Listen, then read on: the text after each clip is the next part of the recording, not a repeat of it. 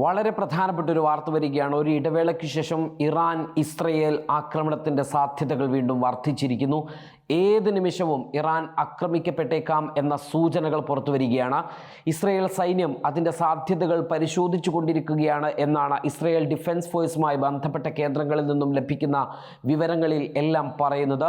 പശ്ചിമേഷ്യയിൽ ഇറാന്റെ സ്വാധീനം കുറഞ്ഞതും സിറിയയിൽ ബഷാറുൽ അസദിന്റെ പതനം യാതൊരു പ്രതിരോധവുമില്ലാതെ നടപ്പിലാക്കിയതിനും ഇതേ തുടർന്ന് ഇസ്രയേൽ സിറിയൻ ഭൂമിയുടെ നല്ലൊരു ഭാഗം കൈവശപ്പെടുത്തിയതും സിറിയൻ ആയുധപ്പുരകൾ ബോംബിട്ട് തകർത്തതുമെല്ലാം ഇസ്രയേലിന് കാര്യങ്ങൾ എളുപ്പമാക്കിയിട്ടുണ്ട് എന്നാണ് മനസ്സിലാകുന്നത്.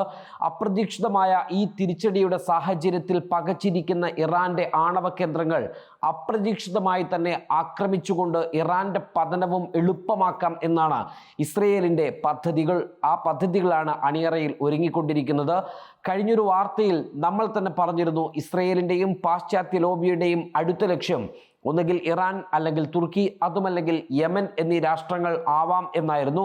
അതിൽ ഇറാൻ തന്നെയാണ് ആദ്യം ഇവർ തെരഞ്ഞെടുത്തത്. ഇറാനെ തന്നെയാണ് ആദ്യം തകർക്കപ്പെടുക എന്ന സൂചനകളാണ് പുറത്തു വന്നുകൊണ്ടിരിക്കുന്നത്. ഇറാനിൽ ആഭ്യന്തര പ്രശ്നങ്ങൾ ഉണ്ടാക്കുക എന്ന നടപടിയാണ് ഇതിൻ്റെ ആദ്യപടി എന്നോണം ഇവർ നടപ്പിലാക്കുന്നത്. അതിനായി ഇറാനിലെ പരമോന്നത നേതാവ് ആയത്തുള്ള അലി ഖാംനെയുടെ വിഭാഗത്തെയും പ്രസിഡന്റ് മസൂദ് പെഷസ്കിയാനെ പിന്തുണക്കുന്ന വിഭാഗത്തെയും ഈ ഇരു വിഭാഗങ്ങൾക്കിടയിൽ അഭിപ്രായ വ്യത്യാസം രൂക്ഷമാക്കുക, സൃഷ്ടിച്ചെടുക്കുക എന്നതാണ് അവർ പയറ്റുന്നത്. അത് പയറ്റി കഴിഞ്ഞിരിക്കുന്നു. യാഥാസ്ഥികരെന്നും പുരോഗമനക്കാർ എന്നും വിളിക്കപ്പെടുന്ന ഈ ഇരു വിഭാഗങ്ങളെ പിന്തുണച്ചും എതിർത്തും ഇറാൻ രാഷ്ട്രീയത്തിൽ മുൻപില്ലാത്ത വിധം ചർച്ചകളും അതുവഴിയുള്ള വാദപ്രതിവാദങ്ങളുമൊക്കെ നടന്നുകൊണ്ടിരിക്കുകയാണ്. അത് വർദ്ധിച്ചുകൊണ്ടിരിക്കുകയാണ്. ഇതിനെല്ലാം പുറമെ സുന്നി ഷിയ വിഭാഗങ്ങളല്ലാത്ത മറ്റു ഗോത്ര സമുദായങ്ങളുടെ രാഷ്ട്രീയ ഇടപെടലുകളും ഇറാനിൽ വർദ്ധിച്ചുകൊണ്ടിരിക്കുന്നു എന്ന വാർത്തകളും കൂടിക്കൊണ്ടിരിക്കുകയാണ്. ഇത്തരം അഭിപ്രായ വ്യത്യാസങ്ങളിൽ ഇടപെടലുകൾ നടത്തി അവിടെ വിഭാഗീയത തീർക്കുകയാണ് ആദ്യഘട്ടം. ശേഷമായിരിക്കും ഒരു ആക്രമണം നടത്തുക. ആഭ്യന്തര രാഷ്ട്രീയത്തിൽ പ്രശ്നങ്ങൾ സംഭവിക്കുമ്പോൾ രാജ്യവും ഭരണകൂടവും ഭരിക്കുന്ന ആളുകളുമെല്ലാം അസ്വസ്ഥമാകും. ഈ അവസരം മുതലെടുത്ത് ആക്രമിക്കാം എന്നതാണ് ഇസ്രയേലിന്റെ പദ്ധതി എന്നാണ് മനസ്സിലാക്കുന്നത്. സിറിയയിലും നടപ്പിലാക്കി വിജയിപ്പിച്ചെടുത്തത് ഈ കുതന്ത്രമാണ്. ഇസ്രയേൽ മാധ്യമമായ ടൈംസ് ഓഫ് ഇസ്രയേലിന്റെ തന്നെ വാർത്തയിൽ ഇറാനിലെ ഒരു ആണവ നിലയത്തിന്റെ സാറ്റലൈറ്റ് ചിത്രം ഉൾപ്പെടെ നൽകിക്കൊണ്ടാണ് ഈ വാർത്ത സൈന്യത്തെ ഉദ്ധരിച്ചുകൊണ്ട് അവർ റിപ്പോർട്ട് ചെയ്തിരിക്കുന്നത്. ഇറാൻ പറയുന്നത് അവരുടെ ആണവ പദ്ധതി സിവിലിയൻ ആവശ്യങ്ങൾക്കുള്ളതാണ് എന്നാണ്.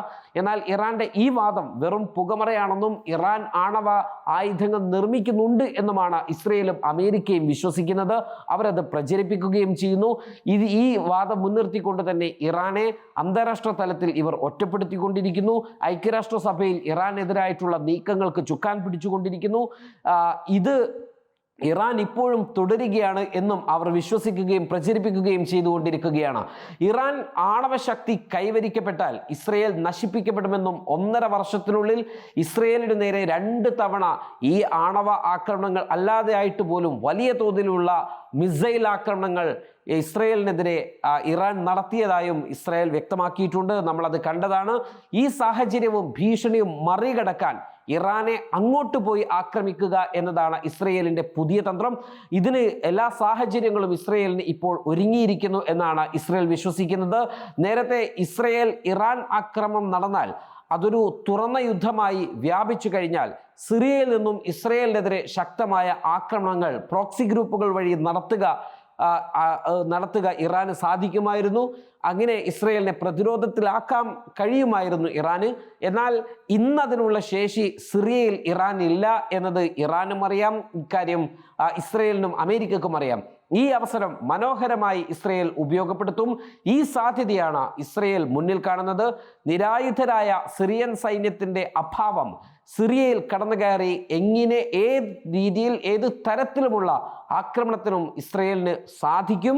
സിറിയയിൽ വ്യോമതാവളം സജ്ജീകരിക്കുവാനുള്ള പദ്ധതിയും ഇപ്പോൾ ഇസ്രയേൽ മുന്നോട്ട് കൊണ്ടുപോവുകയാണ്. അതേസമയം ഇസ്രയേൽ സിറിയയിൽ കടന്നു കയറി അവർ പിടിച്ചെടുത്തിട്ടുള്ള ബഫർ സോൺ ഏരിയയിൽ നിന്ന് ഇസ്രയേൽ എത്രയും പെട്ടെന്ന് പുറത്തു കിടക്കണമെന്നും ഈ രീതി ശരിയല്ല എന്നും UN secretary general Antonio Guterres ഇപ്പോൾ ഇസ്രയേലിനോട് പറഞ്ഞിരിക്കുകയാണ്. പക്ഷേ ഗുട്ടറസ് ഇതിനു മുൻപും ഇസ്രയേലിനെതിരെ പലതും പറഞ്ഞു. പക്ഷേ ഗുട്ടറസിനെ പോലും വിലക്കിക്കൊണ്ടാണ് ഇസ്രയേൽ ഗുട്ടറസിനോടുള്ള പ്രതികാരം വീട്ടിയിരിക്കുന്നത്. അതുകൊണ്ട് തന്നെ UN-ന്റെയും ഗുട്ടറസിന്റെയും വാദങ്ങൾക്കൊന്നും ഒരു വിലയും ഇസ്രയേൽ കൽപ്പിക്കില്ല എന്ന് നമുക്ക് മനസ്സിലാകാവുന്നത് തന്നെയാണ്. സിറിയയുടെ മേലുള്ള വ്യോമ മേധാവിത്വം ഇസ്രയേൽ എയർഫോഴ്സ് വിമാനങ്ങൾക്ക് ഇറാനിൽ ആക്രമണം നടത്താൻ സുരക്ഷിതമായി കടന്നുപോകാൻ സഹായിക്കുമെന്നാണ് ഇസ്രയേലിന്റെ സൈനിക ഉദ്യോഗസ്ഥർ വ്യക്തമാക്കുന്നത്.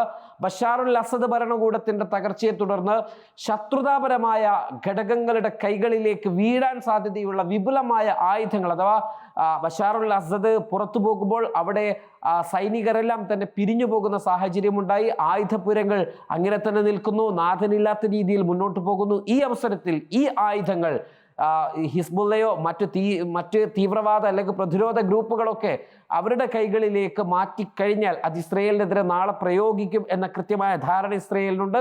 ഇത് പുറത്തെടുക്കാൻ ലക്ഷ്യമിട്ടാണ് ഈ അസദ് അവിടെ നിന്ന് പിരിഞ്ഞു പോയ ആദ്യ ആഴ്ച മുതൽ തന്നെ സിറിയയിൽ ഉടനീളം ഇസ്രയേൽ വ്യോമാക്രമണം നടത്തുന്നത്, ബോംബാക്രമണം നടത്തുന്നത്. രാജ്യത്തെ ഭൂരിഭാഗം വ്യോമ പ്രതിരോധ സംവിധാനങ്ങളും ഇതേ തുടർന്ന് നശിപ്പിച്ചിട്ടുണ്ട്.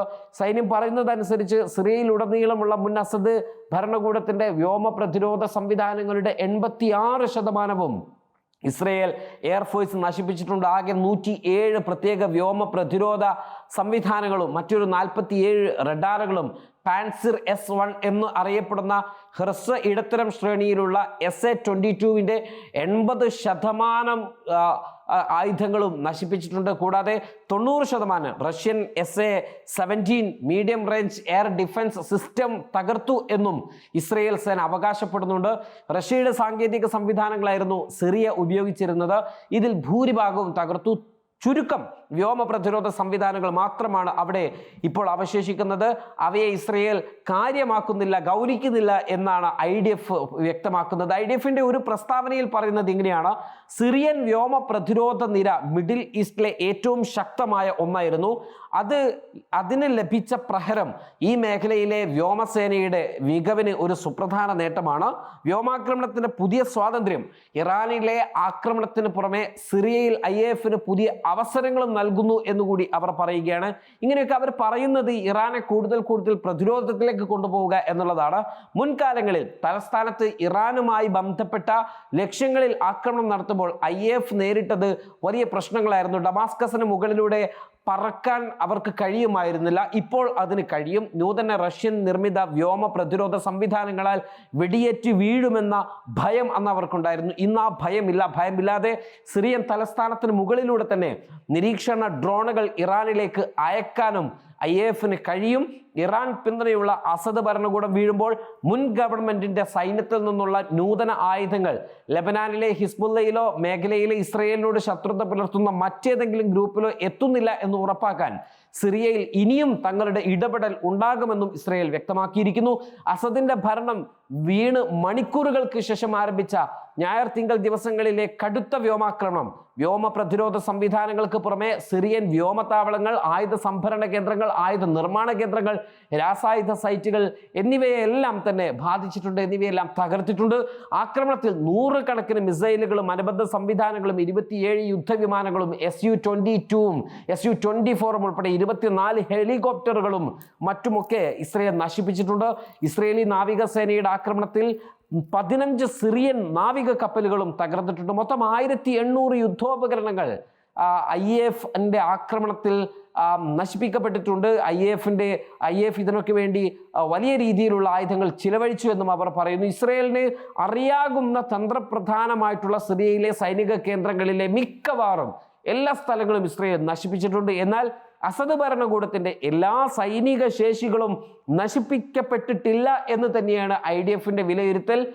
ഇതുവരെ ഒഴിവാക്കിയ ഏതെങ്കിലും നൂതന ആയുധങ്ങൾ ഹിസ്ബുള്ള അത് കൈക്കലാക്കാൻ ഹിസ്ബുള്ള തീർച്ചയായിട്ടും ശ്രമിക്കും. IDF-ന്റെ വിലയിരുത്തലുകൾ പ്രകാരം സിറിയയിൽ നിന്നുള്ള ആയുധങ്ങൾ ഹിസ്ബുള്ളയിലേക്ക് എത്താനുള്ള സാധ്യത വളരെ കൂടുതലാണ്.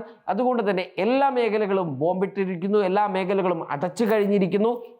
സിറിയയ്ക്കും ലബനനും ഇടയിലുള്ള എല്ലാ അതിർത്തി ക്രോസിങ്ങുകളിലും IDF-ന്റെ കർശനമായ നിരീക്ഷണമുണ്ട്. IAF-ന്റെ ശക്തമായ ബോംബാക്രമണമുണ്ട്.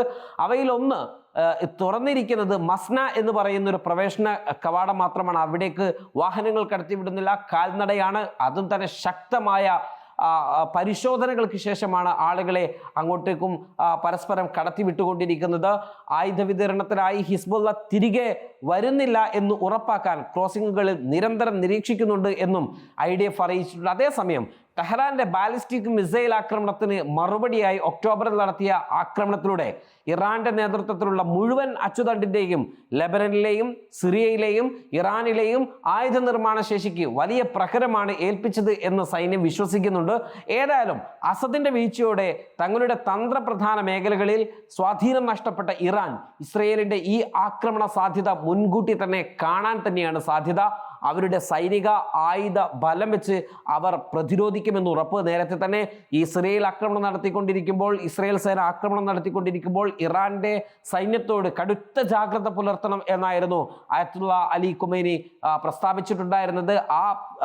ആ ഒരു കർശനമായിട്ടുള്ള ജാഗ്രത അവർ തുടർന്നുകൊണ്ടിരിക്കുകയാണ്. അതുകൊണ്ട് തന്നെ ഇസ്രയേലിന്റെ ഏത് ആക്രമണത്തെയും, ഏത് നിമിഷം വരുന്ന ആക്രമണത്തെയും പ്രതീക്ഷിച്ചു തന്നെയാണ് ഇറാനും ഇരിക്കുന്നത്. ഇനി ഏതെങ്കിലും ദുർബല നിമിഷത്തിൽ ഇറാൻ ഇസ്രയേലിനാൽ ആക്രമിക്കപ്പെട്ടാൽ അതൊരു തുറന്ന യുദ്ധം തന്നെയായിരിക്കും. തുറന്ന യുദ്ധം എന്ന് പറയുമ്പോൾ പ്രോക്സി ഗ്രൂപ്പുകൾ ഇല്ലാതെ, ഇടനിലക്കാർ ഇല്ലാതെ, അല്ലെങ്കിൽ ഇടയിലാളുകളില്ലാതെ വളരെ ശക്തമായിട്ടുള്ള നേരിട്ടുള്ള ആക്രമണം രണ്ട് രാജ്യങ്ങളും തമ്മിൽ സംഭവിച്ചേക്കാം.